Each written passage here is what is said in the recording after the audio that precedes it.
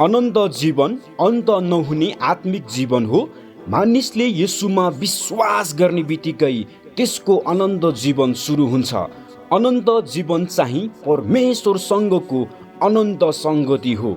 यो सङ्गति हाम्रो विश्वास भएपछि यस संसारमा सुरु हुन्छ र हाम्रो देह मरेपछि स्वर्गमा सधैँभरि भइरहन्छ।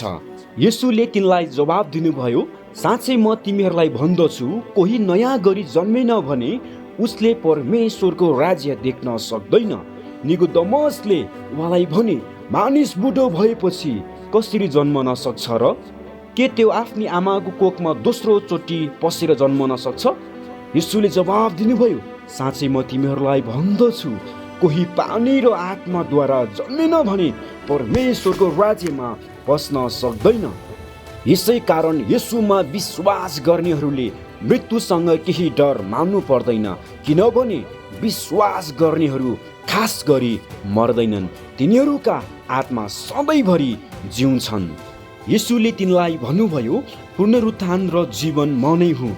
मलाई विश्वास गर्ने मर्यो भने पनि जीवित हुनेछ, अनि जिउने र म माथि विश्वास गर्ने प्रत्येक कहिले मर्ने छैन।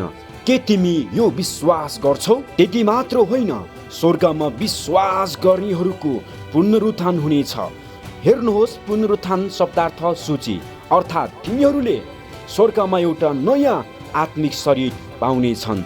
अनन्त जीवन हाम्रो उद्धारको मुख्य खण्ड हो। उद्धारका सबै कदमहरू क्षमा पाउने, धर्मी ठहरिने, परमेश्वरको सन्तान बन्ने, यी सबैले हरेक साँचो विश्वासीको निम्ति आनन्दित र महिमित अनन्त जीवनमा पुर्याउँछन्। यदि मेरा आज्ञाहरू पालना गर्यो भने तिमीहरू मेरो प्रेममा रहनेछौ, जसरी मैले मेरा पिताका आज्ञाहरू पालना गरेको छु र उहाँको प्रेममा रहन्छु। मैले यी कुरा तिमीहरूलाई यसै कारण भनेको छु कि मेरो आनन्द तिमीहरूमा होस् र तिमीहरूको आनन्द भरिपूर्ण होस्। साँच्चै म तिमीहरूलाई भन्दछु, तिमीहरू रुनेछौ र विलाप गर्नेछौ, तर संसारमा रमाउने छ।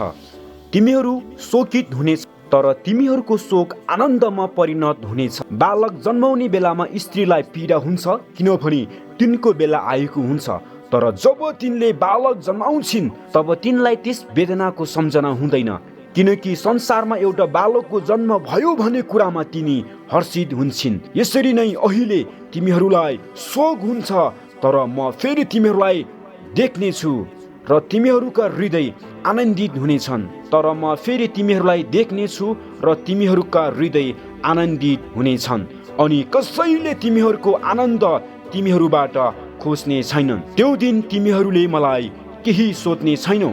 साँच्चै म तिमीहरूलाई भन्दछु, तिमीहरूले मेरो नाउँमा पितासँग जे माग्छौ उहाँले त्यो तिमीहरूलाई दिनुहुनेछ। अहिलेसम्म तिमीहरूले मेरो नाउँमा केही मागेका छैनौ, माग अनि तिमीहरूले पाउनेछौ, यसरी तिमीहरूको आनन्द पुरा होस्। आमेन। यो वचन प्रभुको वचन हो र परमेश्वरले तपाईँहरूको जीवनमा प्रशस्त गरिकन आशीष दिनुभएको होस्। आमेन।